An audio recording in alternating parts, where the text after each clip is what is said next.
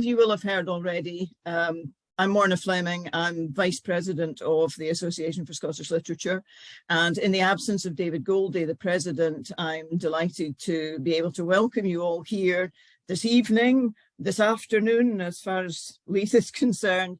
For some of you, it might be the morning. It might be the middle of the night, for all I know, depending on where you are. That's the great benefit of Zoom, that you can join us from wherever in the world that you are at whatever time you are. Dr. Leith Davis is Professor in the Department of English and the Director of the Centre for Scottish Studies at Simon Fraser University in Columbia in Canada. She's co-founder of the Department of English's MA with specialisation in print culture, and her areas of specialisation include literature of the long 18th century, media history, cultural memory, Scottish and Irish literature and culture. And she has published widely on these topics and others. And she is also, I was very interested to see, a lover of traditional music and dance. She plays piano, fiddle and stand-up bass with the Sybaritic String Band. I'm always very envious of people who can play instruments, because I dropped that too long ago. And they sing plays with them for the monthly dances, as well as with other amateur musical groups around the Greater Vancouver area.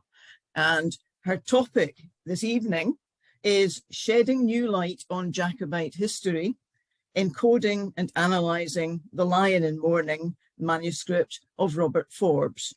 And we're hoping that there will be time for questions after what I'm anticipating is going to be an extremely interesting talk. Leith, over to you.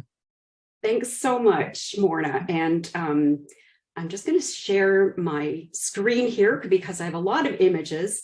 But before I do so, I just want to say thanks so much to Morna and to Duncan and to the Association of Scottish Literature for everything you do. I was just chatting with Duncan before and just saying how, particularly during the lockdown, I so much appreciated this host.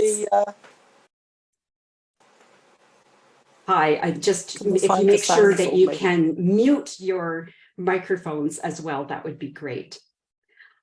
So here we go. Are you able to see those slides, hopefully? Yes, great, excellent.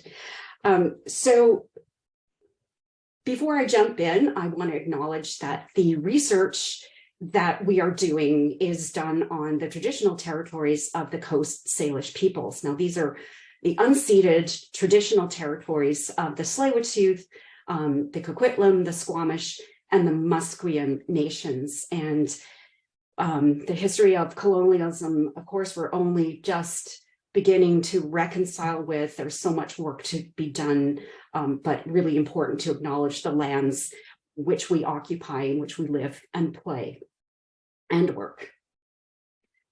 So this talk is focused on the Lyon and Mourning manuscript. It's a project that is a digital humanities project, and the Centre for Scottish Studies is partnering with the Digital Humanities Innovation Lab at Simon Fraser University, as well as the National Library of Scotland, to work on this project. The Lyon and Mourning manuscript, and I will go into this in greater depth in a minute, but just the overview, this was a manuscript compiled by an Episcopalian minister in Leith, Scotland. His name was Robert Forbes, and he lived in Leith, and he collected these materials relating to the 1745 and 46 Jacobite Rising. So that situates you in time where we're talking about. Our team, and I'm so lucky to have a group of students who are just fabulous to work with. So our team is working with the National Library of Scotland to digitize, encode, and analyze this manuscript from a literary perspective. And our particular focus is on sharing the stories in the manuscript that concern women, Gaelic speakers, and labor and class individuals. So we want to shed some light on these voices that are marginalized in history and to bring them back into the historical fold, as it were. Today, my talk will consist of 4 parts. I'm going to start off just giving you some context into Robert Forbes and the 1745 Jacobite Rising.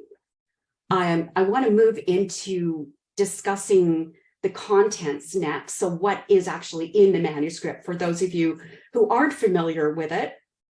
I'm assuming that's most people who have joined. And then third, I'll move into discussing a little bit about our digital humanities project. Emphasis on what the overall aims are as opposed to the nitty-gritty of the digital analysis, but I'm happy to talk about that more during questions. And then I want to discuss and share our results so far. And this is a project that has been going on for a little while, so we are still in mid-project and looking forward to having an ending in the next year or so, but I will share where we are now with you and you can get a sense of where we hope to go. Okay, so let's start with some context. Robert Forbes and the 1745 Jacobite Rising.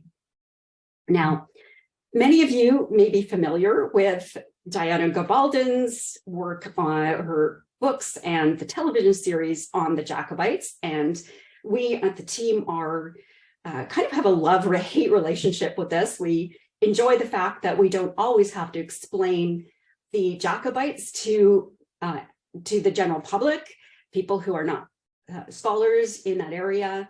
Of course, it is fiction and there are some problematic aspects of it, which again, I'm happy to talk about those during questions. But just a recap for those of you who may not be familiar with this history.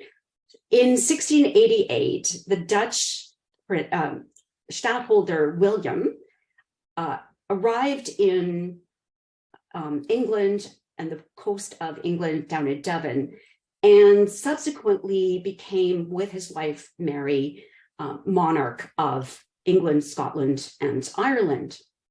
Now, they displaced King James II, excuse me, and that should be 7th as well, my mistake there, 2nd of England, 7th of Scotland, who is a Catholic and of the House of Stuart. Subsequently, those percentage of the population who supported James became known as the Jacobites, and they remained loyal to the previous king, to James II and 7th. So what is interesting is that between 1688 and 1745, there was constant Jacobite activity to restore the Stuarts. And we think of it as focused around 1715 and 1745 in particular, because those were the more significant uprisings, military uprisings. There were other military conflicts, 1708 and 1719, and there was constant diplomatic and activities, plotting, and the sense of being in an unsettled time. So that's important to keep in mind. The particular time period that we're focusing on for our manuscript, 1745 to 46, this was the Jacobite Rising led by James II and 7th's grandson, Charles Edward Stuart, also known as Bonnie Prince Charlie. And this started when he landed up in this island, Erskay, on July 23rd, 1745. And he amassed an impressive army as he moved across Scotland. Forbes actually attempted to join the Jacobite troops, but he was arrested before he could make that contact. So in September 1745, he was sent to Stirling Castle and then subsequently moved to Edinburgh Castle in later in the year. So Forbes, the compiler of the manuscript, spent the rising in jail in Stirling and then Edinburgh. Important to know as well. While Forbes was in jail, the Jacobites marched down to England. They made it as far as Derby, but they turned back on December 4th, 1745. And as you can see, this is remarkable. Derby, according to Google Maps here, 41 hours walk from London, 125 miles. So quite a significant foray into England there. long story, they retreated to Scotland and they were eventually defeated at the Battle of Culloden, April 16th, 1746. So coming up next week, it will be the anniversary of that battle. Now, Robert Forbes was released May 1746, and he took up residence again in Leith, and he was living at the house of Lady Bruce in the Citadel in Leith, and the ruins of that are still there. You can walk down and see that just down by the port. But when he was released into a very different kind of world, and Murray Pittock calls this a criminalized world for Jacobites. There was continued militarization of Scotland. This was a civil war that had just been suppressed, and the military presence continued in Scotland for quite some time.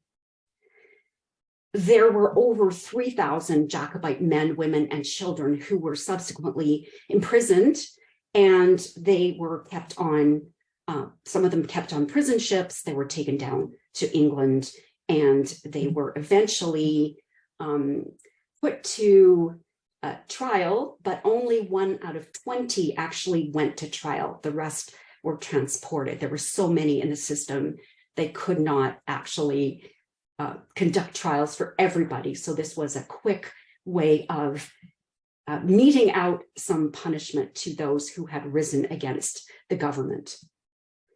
There were also 120 executions, including 3 Jacobite lords. And here you can see the Earl of Kilmarnock and Lord Balmerino. So these were 2 of those executed Jacobite lords. The third was Simon Fraser, who was executed after.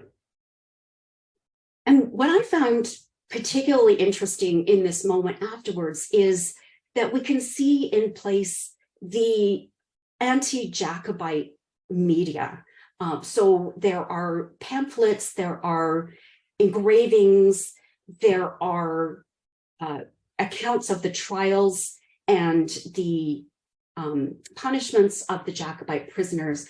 And this is a material that I look at in my recent book, Mediating Cultural Memory in Britain and Ireland. The point being that even from the get-go, immediately after the end of the Jacobite Rising, at this point, there is a solid attempt to rewrite history and present it as pro-government, to minimize the impact of the Jacobites, and to present them as ultimately failed even before they began. Forbes set out after the Battle of Culloden to create a different kind of media, one that would be sympathetic to the Jacobites. And in the course of the next, his lifetime, basically, he interviewed witnesses, he collected letters, he collected written accounts and documents that presented the Jacobite side of the recent conflict. In fact, he amassed 10 volumes of material between 1745 and 1747 and 1775. 5 volumes just in the first 8 volumes, sorry, just in the first 5 years in which he was collecting. And the total number of pages amounts to 2,148. And as you can see, many of these were signed Robert Forbes, as he is putting his authentic mark on these stories, guaranteeing that he has got them from the original sources. And what's fascinating about these manuscripts is, as you can see here, they're set up to be small codex books. So each volume has a title, a volume number, epigraph, and date. And it is a conscious way of memorializing the Jacobites. There also is the, as you can see, the black around the edges is the lion in mourning, and the black band for the mourning of the Jacobites and their cause. And here's an open page here. And what I'd like to do next then, that's a little bit of the context of Robert Forbes. I want to jump in and explain to you and give you some images of what's actually inside these volumes. So there's 10 volumes, as I mentioned, and we have split them up into different categories of genres. So let me just take a few minutes and lay this out for you as well. One of the things that Forbes made sure to do was to copy down the speeches of the Jacobites who were executed. So he got copies of the speeches such as that of Robert Lyon, who was executed at Perth, October 28, 1746.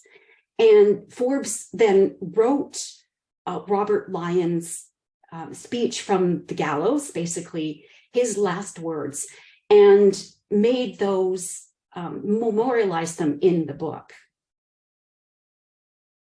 He included as well the speech of Arthur, Lord Balmerino. In fact, he puts in 2 editions of that. One that he notes is from the Lord's own handwriting.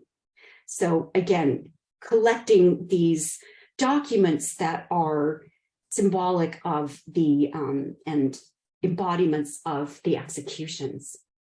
He's also really keen to include accounts of Charles Edward Stuart's escape after Culloden. So between April and September in 1746, Charles Edward Stuart ran away from the government troops who were chasing him. He had a number of individuals, followers, who helped him. And what Forbes did was to interview or to collect the journals or documents of a number of these people. So, for example, he includes a journal taken from the mouth of Flora MacDonald. And Flora MacDonald, of course, helped Charles Edward Stuart escape from Temecula to Skye, dressed as her handmaid, Betty Burke. There's also an account of Captain Alexander MacDonald, who was a Jacobite captain, also a poet and a Gaelic poet. This is Alistair MacVester Alistair. And there are accounts and the memories and experiences that MacDonald himself helps Forbes, gives to Forbes, as well as helping him with his Gaelic. There's a journal of Edward, or Ned Burke was a particular favorite of our team. So Ned Burke was a chairman. He had a sedan chair in Edinburgh, and he joined Charles Edward Stuart, also helped him with his escape, and kept the spirits of the Jacobites and Charles Edward Stuart up as they were under extreme duress, going from hiding place to hiding place. So we're particularly fond of Ned Burke. In addition to those narratives, there are also narratives of war crimes and atrocities. That's what we would call these days. And these include such items as the oral testimony that Forbes takes down of Mrs. Robertson, Lady Inches. So she notes, tells Forbes that on Friday after the Battle of Culloden, she went home to her house called the Leith, within a mile or so of the field of battle. Upon the road, as she went along, she saw heaps of dead bodies, stripped naked and lying above ground. When she came into the close, some of the soldiers came about her, calling her a rebel bitch. And she recounted her experiences to Forbes, who subsequently wrote them down. Forbes also wrote down oral testimony by Patrick Grant, and Grant also interesting character. He's a Gaelic speaker, so his account had to be translated by one Donald MacDonald and relayed to Forbes that way. Patrick Grant was also pressed into the British government forces and forced to go to North America sometime in 1759. So he participated in the 7 Years' War and then made his way back to Scotland after that, when he was interviewed by Forbes. Okay, so along with these accounts, there are also songs and poems. And just to give you one example here, you can see this is by a lady extempore upon the riband which the prince wore about his head when obliged to disguise himself in a female dress under the name of Betty Burke. And this lady was moved by this experience to write a poem dedicated to Charles Edward Stuart. There were copious letters in the Lyon and Mourning, and this is the genre of which there are the most, in fact. So there are copies of letters sent to Forbes and copies of his replies, including really vital information about who was given the letters to carry and what routes they took. So really key data that we will be focusing on and bringing to the light. Another one of our favorite characters is actually Mrs. Anne Leith, and we have Forbes's transcriptions of her letters, including her handwriting, and she tells him, you know, I'm a very bad penwoman. She also gives us some idea of the secrecy and the care that has to be taken when transmitting these letters. As she says, I shall be somewhat uneasy until I know how these baffles I sent come to your hand. And by baffle, she means her letters. She doesn't think she's a good writer. And so she sees her contributions to this as something that is trivial. She calls them baffles here. There's also a number of other items that are included. You can see this is a very, very mixed genre manuscript. So there are items from periodicals that Forbes copies out in his handwriting, handwritten articles from periodicals like the Scots Magazine. There are also epitaphs, and as you can see here, Forbes turned the page to the landscape view in order to represent this as it would be shown on a gravestone. There's a wonderful, about 50 pages of accounts of James Gibb, who was the prince's master of household. And so there are the expenses that the Jacobites of the food and the other items that they bought on their way down to Derby and back to Culloden. Really interesting to look at those. They ate a lot of oysters, apparently. And in addition to these handwritten items, there are also two printed works. So there's the Communion Office that belonged to Robert Lyon. And there's also a secret history called Alexis, or The Young Adventurer, a secret history of Charles Edward Stuart that was written and compiled by one of the people whom Robert Forbes interviews. Aha, but we're not done yet. Also interesting on this manuscript, there are relics of material culture. So the front board of volume 3 has a piece of the prince's garter and fabric from the gown and apron string he wore while disguised as Betty Burke. The backboard of volume 4 has pieces of that identical 8-oared boat, on board of which Donald MacLeod, etc., set out from Vorondale with the prince. So this is a relic of Charles Edward Stuart's journey as he escaped after Culloden. This is part of the boat that he was transported in.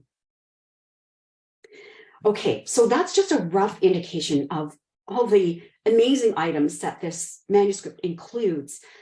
I want to just emphasize how meticulous Forbes is in amassing all this material. And he says several times to his correspondents, in the event of a history, the recording of proper names and surnames will prove mighty useful in order to strengthen and fix the facts in opposition to all contradiction and cavilling, as in a point of fact, one can never be too strict and nice, especially in an age when even glaring facts are most impudently denied and contradicted with the greatest boldness.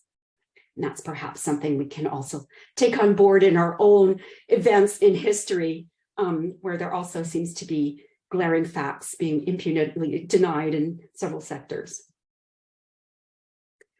So clearly Forbes is intending his volumes to be preserving Jacobite cultural memories. And as he writes in a letter to Hugh MacDonald, I have a great anxiety to make the collection as complete and exact as possible for the instruction of future ages in a piece of history, the most remarkable and interesting that ever happened in any age or country.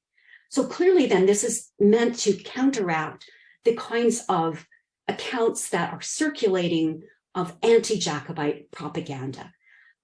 Forbes is collecting these in order to present the point of view of those who were the losing side of history. What's also interesting, however, about these volumes is that Forbes uses them to create new associations. And in particular, he invites people to the Citadel, to his rooms there, and he reads out sections of the manuscript. Now, he's a clergyman, so he's quite used to giving readings from books. But what was fascinating to us is the way that he's also creating new communities of Jacobites after this battle of Culloden, which was seen as the end of the Jacobite cause. He's still concerned to promote the possibility of the cause. Obviously, this was not a document that Forbes wanted to have fall into the hands of anyone involved with the government. And so the Lyon in Mourning remained hidden in Forbes's lifetime. As he says, August 19th, I keep my collection in a concealment always so that I'm not afraid of its being seized by enemies. The 10 volumes eventually made their way, and again, I'm happy to talk about this more in questions, eventually were presented to the Advocates Library by Robert Chambers in 1871, and the Advocates Library became subsequently the National Library of Scotland. So the National Library of Scotland had these treasures, and at the same time, after they were presented, there was a printed version that was made of these manuscript items. So in 1895 to 96, Henry Peyton created a version, an edition of the Lyon in Mourning. It was smushed everything together in 3 volumes, and it also did a very inadequate job of representing this manuscript. Again, I'm happy to talk about this more, but just to give you in a nutshell, the printed version really eradicates the embodied nature of what Forbes was doing. It focuses more on the individual items. Subsequently, it kept knowledge about the manuscript circulating, but it also occluded the original manuscript so that scholars would cite from the printed version, not from the manuscript itself.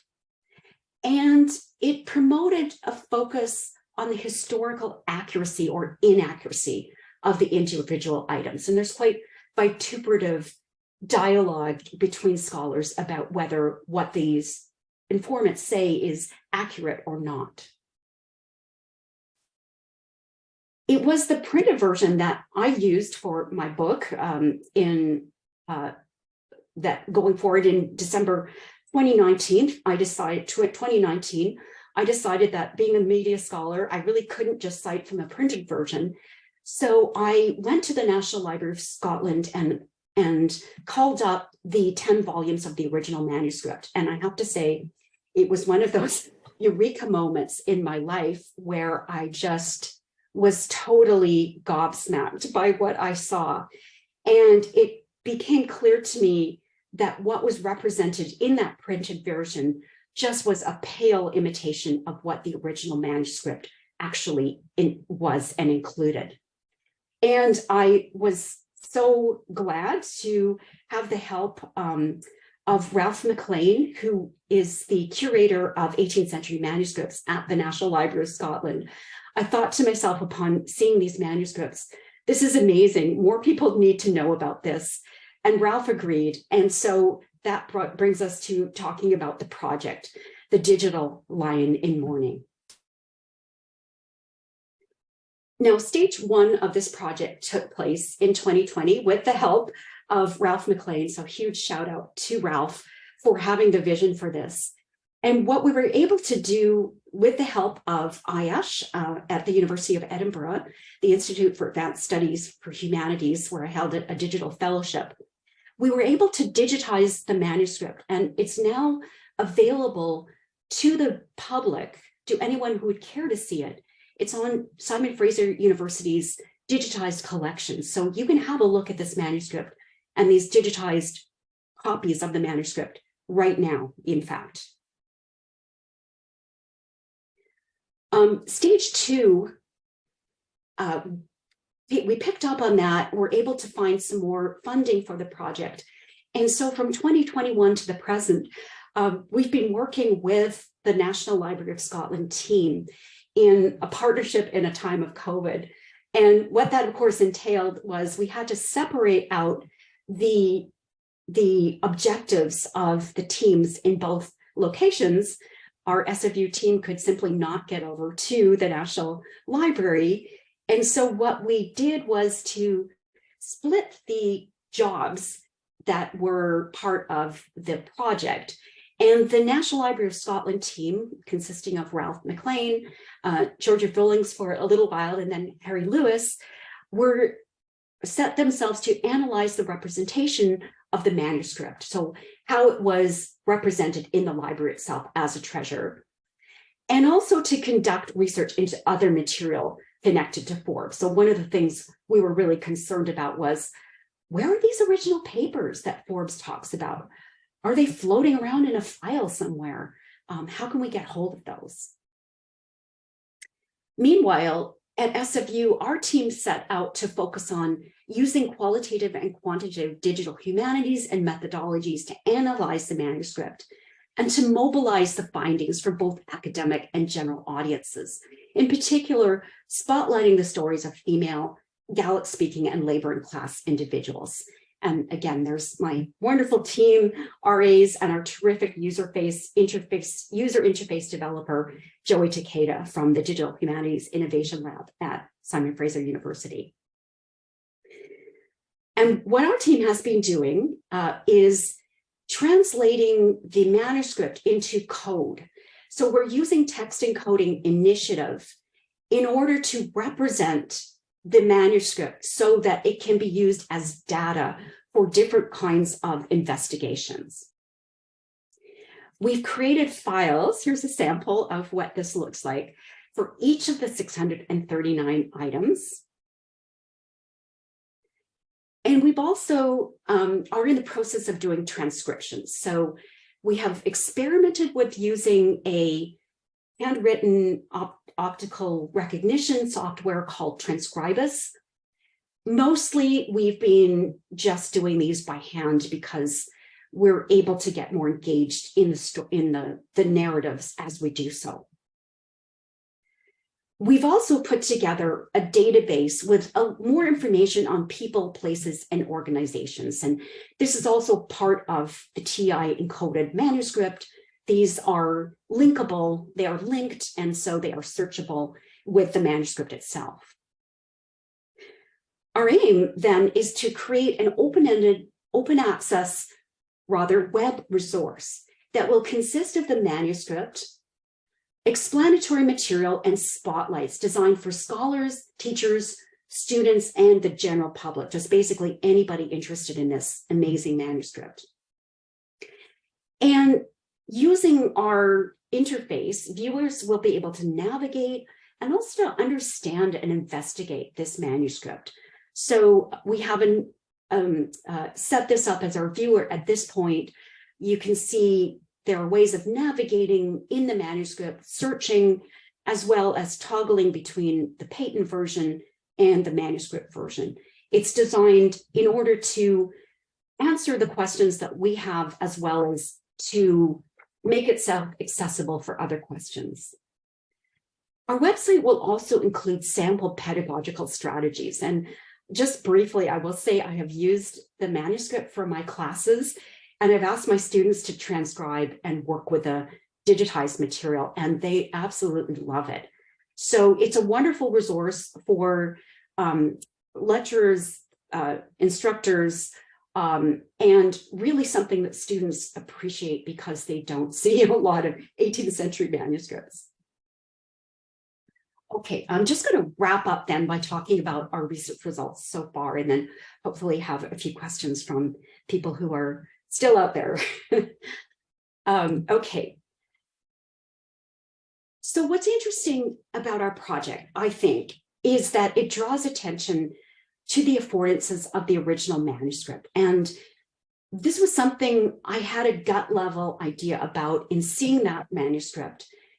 As we've gone on to analyze it, it becomes clear to me just in what ways we are remediating this manuscript in helpful ways for people who can use it. We're bringing to this manuscript a new literary understanding of Forbes's project. He is somebody who's compiled an 18th century manuscript. He's an author editor. And instead of looking at these as just individual items, we are focusing on the project itself and Forbes as the embodied witness of these events and these accounts. So we're really interested in how he uses this manuscript for information management, and just fascinated by the way that he sets the material up within his 10 volumes so that it's easily navigable, and including 18th century, what we call 18th century hyperlinks that are similar to our hyperlinks today. So casting the reader's attention forward and also backwards within the manuscript itself. We've also become fascinated with the ways that the manuscript itself is a form of life writing for Robert Forbes. The items that he includes are written down in the order in which Forbes received them. So they're not chronological. They are included as they are, as he does the interviews or as he gets the letters or the accounts. And in between the items, he also includes information about who was in the room when he did the interview, for example, who he read the account out to, who he interviewed, who gave him a different account, and who either verified or contradicted some of the information. So what this is basically is an account of Robert Forbes's life and his work, as well as a cultural memory for the Jacobites. In addition, members of our team have focused on using trauma studies to analyze Forbes's project as a secondary witness. And shout out to Shauna Irani and Emma Trotter, two of my RAs, who have published an article about that, which I can refer you to. So in addition to focusing on the embodiment and the literary aspect of it, a digital humanities approach also allows us to obtain more information about the Jacobites after 1746 and analyze it in different ways. We're particularly interested in that information of who mentions whom in their narratives, what people are gathered in the Jacobite cause, where and when, who wrote to whom, what route did the letters take, and who carried them. This is information, as I suggested before, that is obtainable through reading these accounts, and also thinking about what kinds of local, national, and transnational connections can we map. So Forbes had connections in Bath, in London, in the Hebrides, in the islands and highlands. He has connections everywhere. He's a node in this Jacobite network. Doing the digital humanities allows us to trace out those nodes, so we will be able to map out Jacobite networks in different ways with new information. And just to here cite one of the authors of the network Turn, Changing Perspectives in the Humanities, Ruth Annert, who suggests that digital tools make it possible with relative ease and speed to measure relationships between many entities in multiple ways, allowing a rich, multidimensional reading of complex systems never possible before. So this is not just a search tool. This allows us to do much more complex big data analysis. As I said, we are focusing in particular on bringing forward the marginal voices of women, Gaelic speakers, and those of the lower ranks, including servants. And again, our research has recently been published in the International Review of Scottish Studies, and I'm happy to provide that link. This was a team project where we begin to map out some of those female voices. Another interesting aspect about our Digital Humanities Project is the way that we are able to include new data for investigating global Jacobite networks. And in particular, I want to draw attention to the work of Harry Lewis, who is our University of Edinburgh RA, and who has written on the Caribbean networks associated with the Lyon and Mourning. And that will be published in a collection that I'm editing with Kevin James that will be coming out with the University of Edinburgh Press. So he's done fantastic research touching on the connections with the Caribbean and the Lyon and Mourning. Another aspect that we are able to bring out of this project is we're forging new multidisciplinary academic connections. And this has been just amazing for many of us. So we have put together two events. The first one happened in Edinburgh in June, and that happened at the Institute for Advanced Studies in the Humanities. And the second one was a conference at the University of Guelph. And what these were was basically invitations to people who were Jacobite scholars, as well as to those who are not Jacobite scholars, but whose work intersects in really helpful ways with the Jacobite period. We brought them together. So we had scholars from English literature, history, Gaelic studies, Irish Gaelic studies, trauma studies, food studies, art history, media history, digital humanities, library science. We had National Library of Scotland archivists, and together we brainstormed. And those brainstorms that happened also included an aspect of decolonizing academic hierarchies.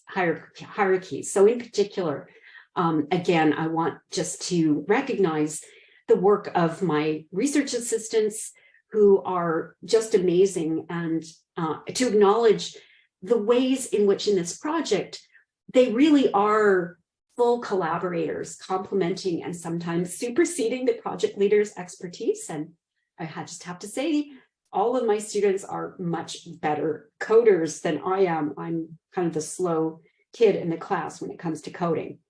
So huge shout out to all of my RAs.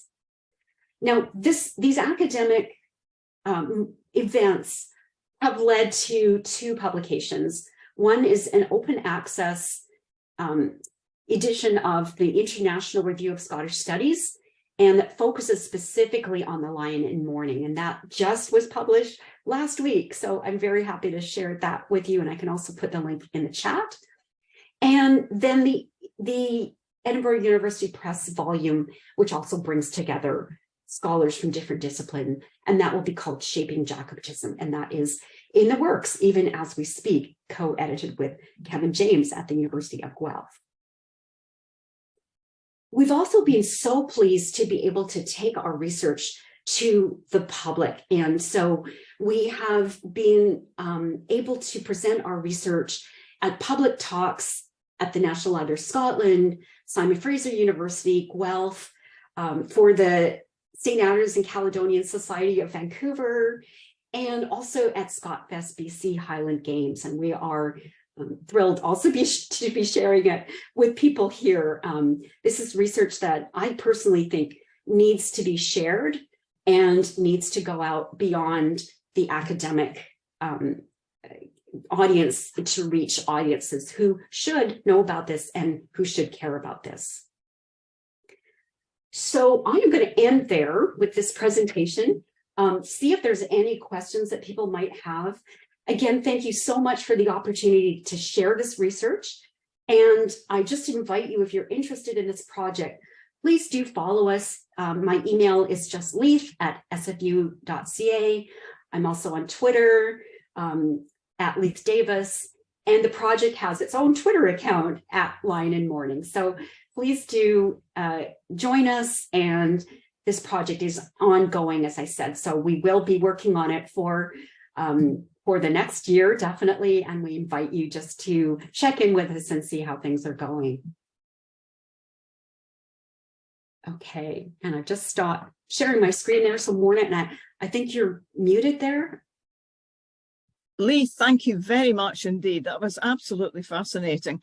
I'm ashamed to say that this is my introduction to the Lyon and Mourning and Robert Forbes. I wasn't aware of them, and I'm certainly interested to follow up some of the research and try to get access to the 10 volumes in the original version rather than what seems to be a rather inadequate print version by the Scottish Historical Society, although even that has obviously brought it into the public eye. Yes, sure. I'm sure there are bound to be questions. If anybody has a question and they would like to raise their hand either physically, but it's probably better if you can do it through the reactions tab. Oh, Ian Brown has a question. Hi, Leith. That was absolutely fascinating. Thank you very much. What was the ultimate audience? What was the ultimate recipient you think Forbes was looking to? Was it just a private recording from himself, or did he have a longer-term aim? Yeah, that is such a great question, Ian. And of course, it's anybody's guess, really. But I think what we see are a couple of things.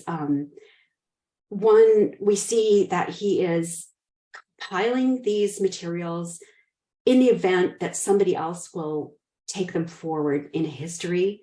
And I think he recognized history is written by the victors. And he recognized that these memories would disappear. So they have, I think, in mind posterity. He has history in the future in mind. But I guess one of the things that's really interesting to us as we worked with this more is just that they are of their present moment as well. So they do enable him, this manuscript and the collection of this material does enable him to connect with fellow Jacobites in this post-Civil War moment. And he is reaching out to people to affirm the Jacobite cause and belief. And one of the really surprising things as well is just thinking of this in terms of his perspective as not the end of the Jacobite cause. And I think we see definitely the sense of this as a spiritual movement as well as not just political. And that comes across in his references to seeing visions of the restoration again, his references to the past restoration, almost like it is the resurrection, and he sees this happening again, and that's really interesting. So history, one audience, just fellow Jacobites consolidating that cause, and also as I was suggesting, what my students are looking at is this as a document of healing from trauma as well. And I think that's a really interesting avenue that hasn't been investigated and that we're really looking forward to doing more with. And I should also mention Erin Peters, who's one of the scholars on our team working on this, who also has looked at the Jacobites and trauma, and she does early modern trauma studies. So I think that those are three reasons why he might do this. There are no doubt others, but yeah. In an odd way, and it's almost as if you were the ultimate and you're your team, or his ultimate aim. It's also something away that could not be accessed until you had both your skills and your facilities. It's a fascinating exercise. Fascinating. I have to say, as we're doing this digital coding, we are realizing just how much Forbes himself was a coder. And he's even concerned with, the information and the way that it comes to him. So he wants to get the he wants to get the orthography correct. He wants to indicate where things are on the front of the envelope, on the back of the envelope. And that's why we were just desperate to find. Yeah. Thank you. Thank you. Leith, we seem to have lost your sound somehow or other. I'm sorry, Maura, oh, you're I back. missed that. You're back. That's fine. I think Barbara was next. If you want to go ahead. Thank you. I've enjoyed this so much. It's lovely to see the digital tools being used to enable folk to get access to stuff that they couldn't before. I've got two quick questions. One is, will the ultimate digital presentation include sound files? I'm thinking particularly of speeches on the scaffold. Reading them is one thing, hearing them spoken is quite another. And the other, which sort of follows on from some work I'm doing on a ploughman poet in the Eastern Borders, are you including anything, maybe it's only footnotes somewhere, of the condition of the manuscript, how it was folded, where the dirty bits are that show up, where which pages were particularly gone at again and again, where the rubs come, because that is one of the things about handling a manuscript live, so to speak, that doesn't necessarily come back in the digital thing, however much we might like it to. Yes, thank you so much for those points, Barbara. Absolutely. Yes, sound is something we would like to include. Now, those speeches many of them were probably not even delivered at the scaffold. They were written out and passed on. So they might not be, it may not be accurate to have a sound version of those, but I would really love to have sound clips so people could listen to the words, because some of them are so moving. Absolutely. And I'm not a Jacobite. I'm not a royalist, not at all. But I find a great deal of empathy for people who were willing to go to such extremes for the cause that they believed in. I think, and yes, absolutely. I think listening to them, we also are hoping to have some songs as well, and the poetry read out for sure. That's in the plan for the website itself. And your second question about the manuscript itself and places that were rubbed in particular is such a great observation. It's a little different with these manuscripts because I don't think anyone except Forbes and the people who came after him kind of used them in such a way so they wouldn't tell us necessarily about what was happening to the manuscript in Forbes's time. But we have found these puzzling marks in them, and we've deduced this is Robert Chambers, who eventually ended up with these manuscripts, who's putting footnotes and striking things out with pencil about what he does not want to include in his own printed version, which he did the members of the Jacobite rebellion. And so that was a ding moment, because we were trying to figure out, what are these footnotes and why is this struck out?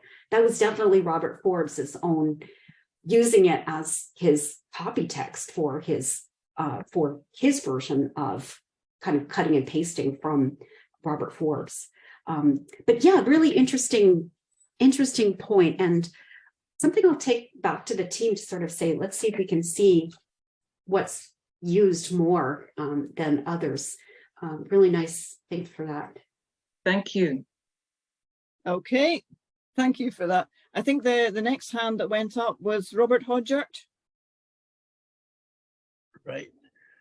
Thanks. enormously. That was absolutely fascinating, very stimulating. Thank you.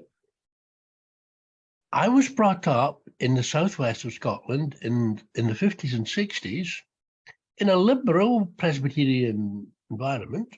And the picture we got of the Jacobites was then that they were very largely Catholic clansmen who wanted to put a Catholic king on the throne and perhaps extend the role of Catholicism in Scotland. Very religious emphasis. Now, it was fascinating then to discover the work of Murray Pittock in the mid-90s and later 90s, showing that, in fact, probably nearly a small minority of the Jacobite soldiers were actually Protestant. They were mostly Episcopalian, but some Presbyterians, and they were from the eastern coast, many from the eastern coastal plain of Scotland, running north from Montrose up towards Aberdeen and round to the Moray Firth. Good farmland.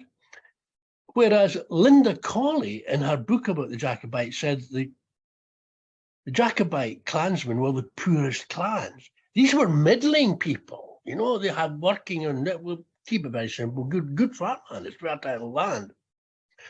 So what really drove them, one of the things that really drove them was that they were deeply unhappy. What held all these people together was they were deeply unhappy about Scotland losing its parliament and its autonomy. And they wanted to restore Scottish autonomy, get a parliament back, undo the Act of Union. And now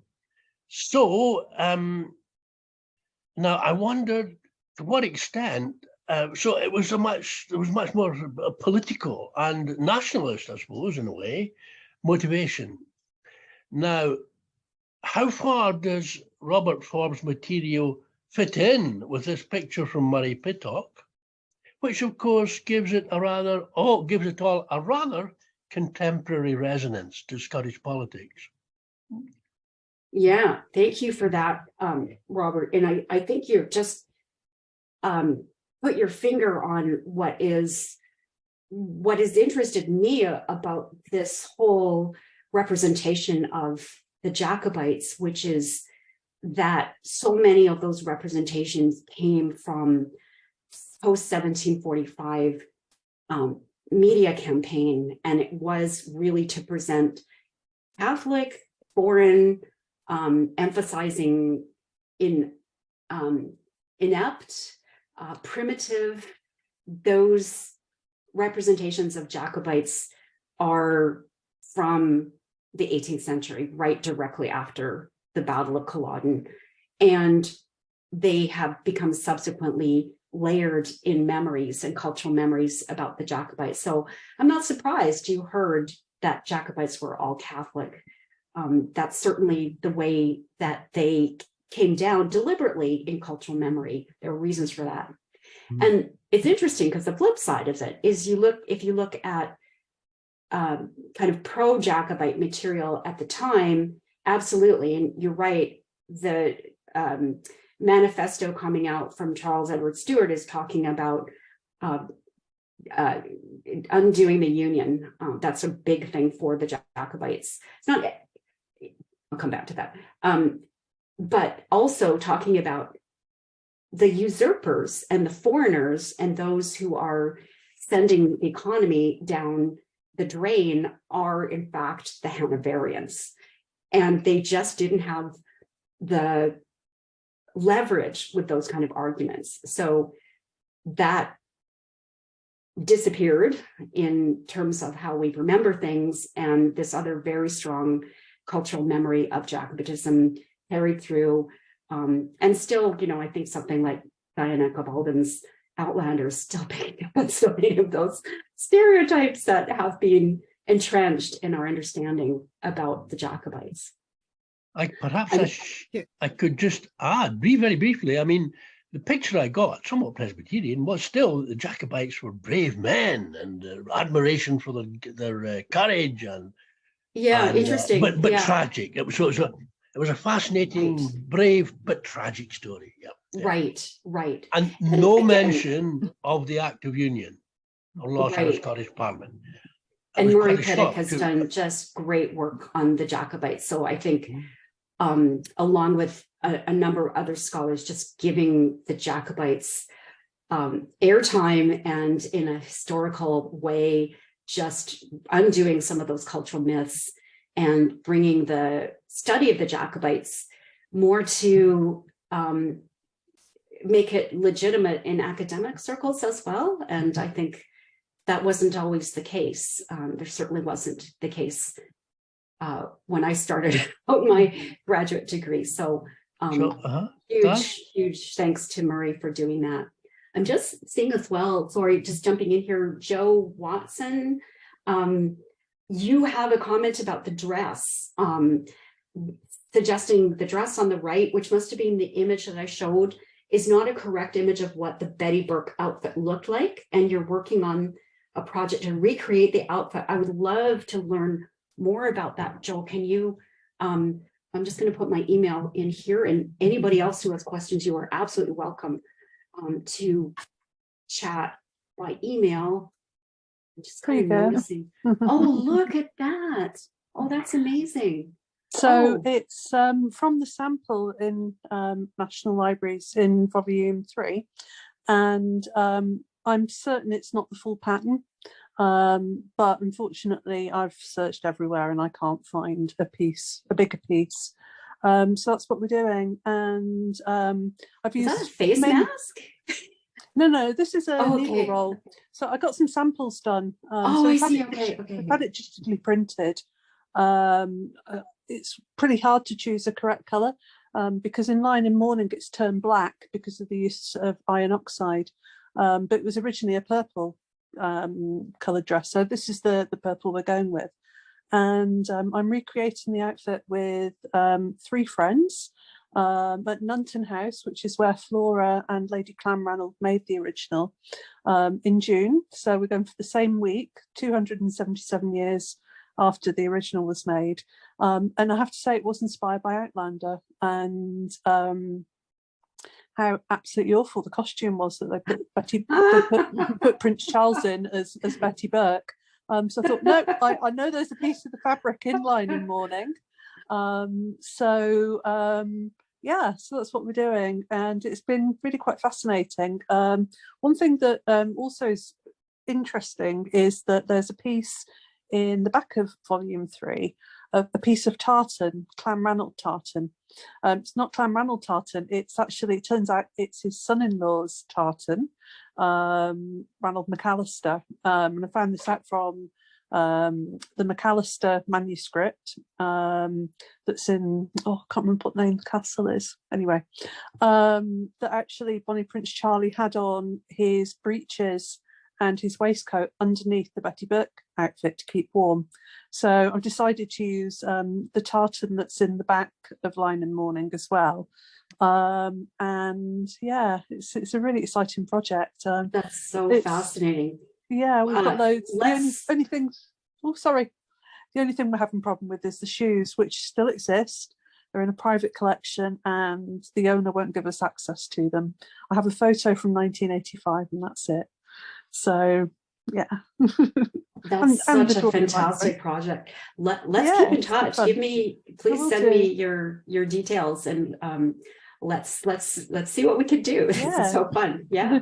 I've got a very quick question for you personally. Your first name, Joe, can I interrupt, please? Marina has been waiting very patiently. I was going to say, I see Marina there for a very long time. Can I know Marina? That's fine. I'm totally intrigued by this. Thank you. No. Thanks.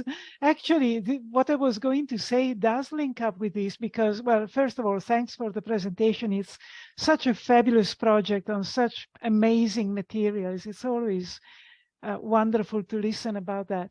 And thank you for your work on the Lyon and Mourning, which is you had done work on linguistics and Lyon and Mourning. So I'm looking at it from the linguistic point of view. Okay, but that's not what I was going to ask now, because I'm intrigued by the presence of relics and religion, of course.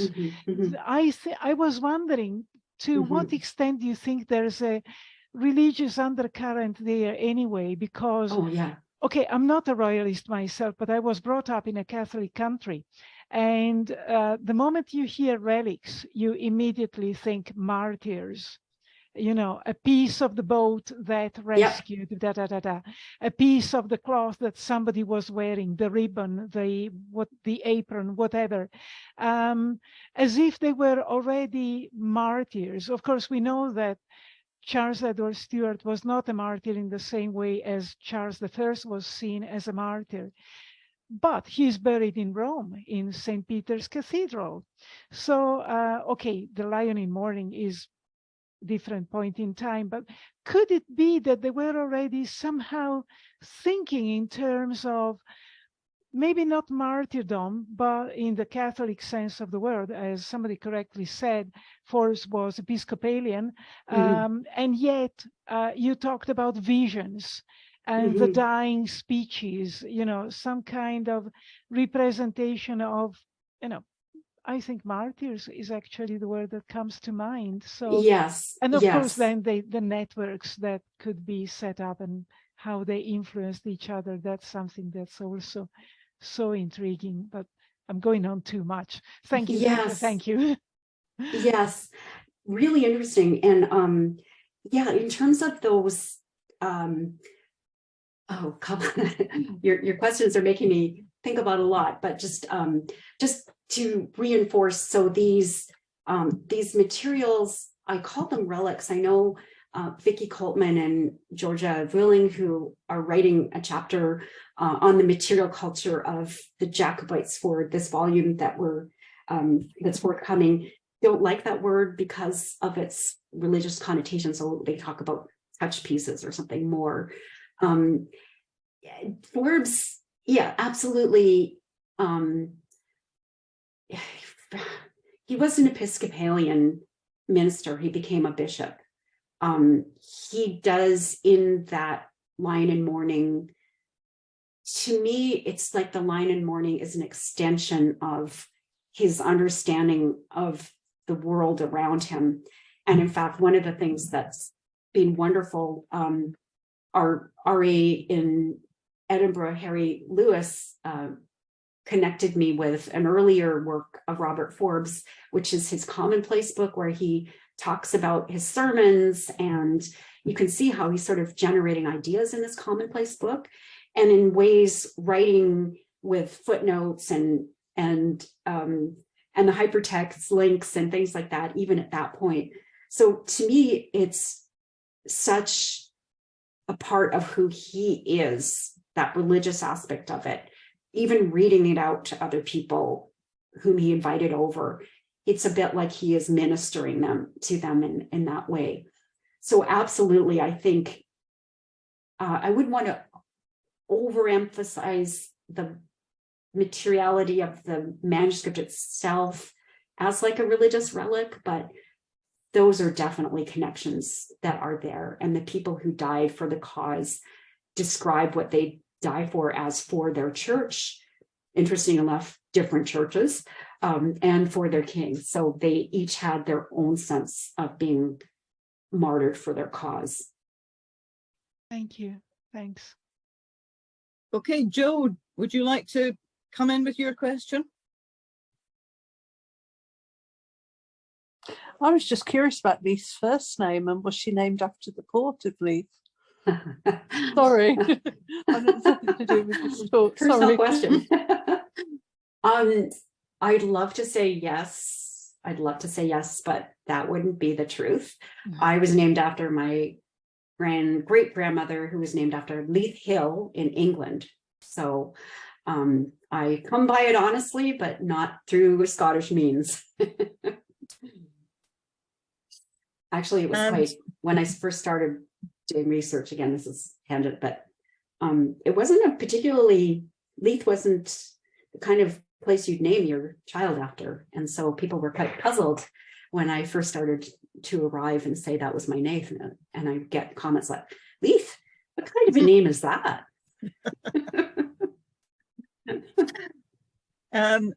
you picked up Joe's point in the chat. There were a few questions in the chat as well. So I'll maybe just ask you them quickly. The 45 is often depicted as Highland, but does the research that you've done reveal a wider Jacobite sympathy throughout the population rather than just in the Highlands? Yeah, that's a great question. It looks like Alistair. So we are, the manuscript itself and the work that we're doing will allow us to map out every connection that Forbes has and to represent him as a node. So everybody to whom he writes, who writes back to him, will be represented, and we'll be able to gather information about where these connections are. So a lot of the material in the Line of Mourning is actually, particularly towards the end, is written in the form of letters to another Episcopalian bishop in London, Robert Gordon.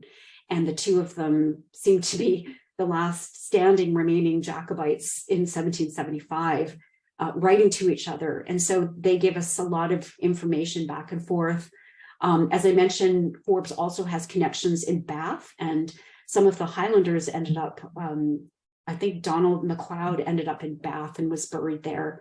And so Forbes has connections down there, as well as an interest in keeping up an interest in the Gallic informants that he interviews or gets information from. So it is definitely a network that is going to be presented in its global reach. I also mentioned the Caribbean connections. So some of those Jacobites who were sent abroad and transported, there's a little information about them in the Line and Mourning as well. Thank you. Another question was asking, how did the manuscript come into Robert Chamberlain's hands? And sort of allied to that, what was the reception of the manuscript in the later 18th and early 19th century? Did people know about it? Yeah, such great questions. Thank you, everybody. So yes, the publishing history is so interesting.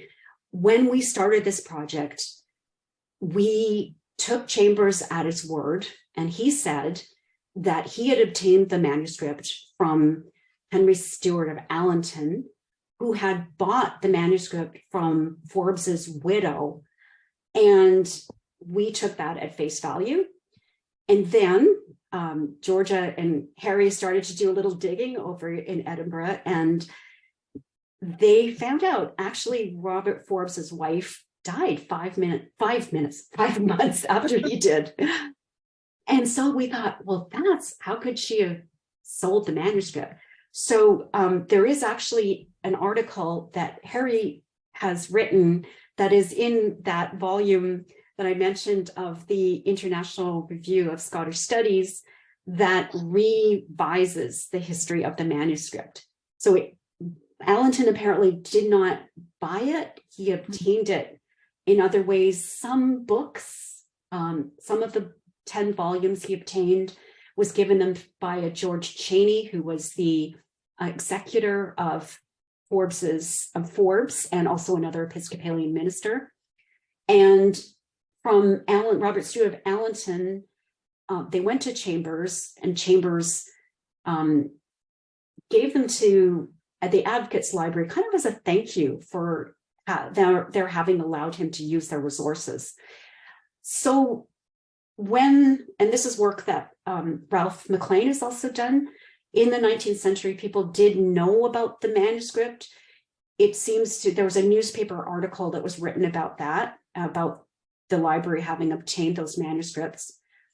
But what Ralph has ascertained is that no one was really working with the manuscript. It wasn't represented. It was known as a treasure of the library, but it wasn't really represented as such. So people knew about it. And then, of course, the printed version in 1895-6 really is what people think about and identify when they think about the Line and Mourning. And our point is that it is very useful in giving you the contents, but not at all the context of the writing and preservation. And just for an example, Robert Forbes's connective tissue of his notes about what things are between the items gets put into the footnotes, the same footnotes that are by the editor. Mm-hmm. So it really rips the scaffolding that is Forbes and Forbes's project away from those materials, and instead presents it like individual items that are edited by Forbes. It's not edited at all. It's like painfully transcribed. And one of the other things we found really interesting was we originally tried, as we were sorting out the materials into different genres, we tried to categorize them, but we found that was actually impossible because letters are sent to him, but then he meets with somebody just to verify their letter, and he meets with somebody else and reads out their account to them and says, is this what you mean? And, oh, I changed things, so let's put this in instead, and I talked to somebody else. So it's really this multimedia extravaganza. There's orality, there's manuscript, there's some printed works. It's not simple to parse. Thank you. And I think we'll make this the last question. I think it's the last hand that is likely to go up. Michael Dunlap. Hi, thank you so much. Professor Davis, that was a wonderful presentation. I'm thoroughly interested in the project here. I wanted to ask a quick question about Henry Payton's work as an editor for the Scottish Historical Society. Would you say that as you compare what you have in manuscripts and what you have published by the Scottish Historical Society, would you say that the content is largely untouched, or did Payton elite things? Yeah, again, that's a great question. So content-wise, mostly he is accurate. He changes the punctuation. He's doing what a 19th century editor would do, which is, here's our manuscript, let's turn it into a printed form, let's make it more authoritative and academic.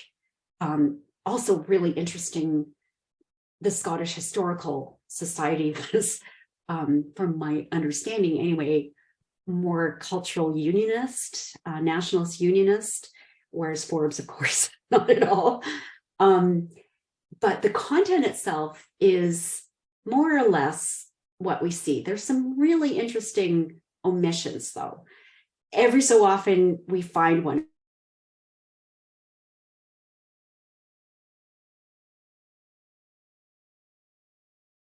Oh, the sound's gone again.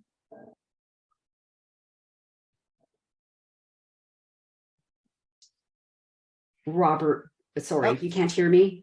No, you're back again. Now? Okay, I'm so sorry about that. I noticed in the chat people were having trouble hearing. That's so annoying. Apologies for that. So I was just saying, so there were occasional words that are omitted or changed. In this case, it was an ironic comment about one of the Jacobite generals being a hero, and Payton had taken that out. So that's interesting. Is that deliberate or is that a mistake? I don't know. There are those kind of things that happen. But I think he does an accurate job of representing mostly the content. It just, to me, as a media scholar, as someone who works with manuscripts all the time, what is missing here is the embodiment of it. And as a subsequent result of that, people have misunderstood the project and they have cherry-picked from it instead of looking at the entire thing and what Forbes is trying to do with it, and to ascertain and use that to understand Forbes, as opposed to just taking out bits and finding out if they're accurate or not. I hope you could hear enough of me so that answered your question. Thank you for that question. Yeah, it was just momentary gaps. I don't know what was happening. Anyway, you've seen in the chat how enthusiastic people are about this whole topic. This project is one which I think is going to open up Forbes and the Jacobites and everything that you're doing to a much wider audience. And certainly I think a lot of people who are on this call are going to be following this up. Thank you very much again, Leith, for such an excellent presentation. And can we all give Leith a round of applause, whether virtual or actual? And thank you very much indeed again for such a really interesting international lecture. Thank you so much. And thank you. I see Marina has put the link to that special issue that's open access, so anybody can read those articles. Also, I put in our Twitter account, and I put in my own email, and also my Twitter is just there. So yes, please do keep in contact, and thank you so much for this opportunity. Thank you. And thank you, everyone. Thanks, everyone. Bye. Thanks. Bye. Bye. Thanks. Bye. Bye-bye. Bye-bye.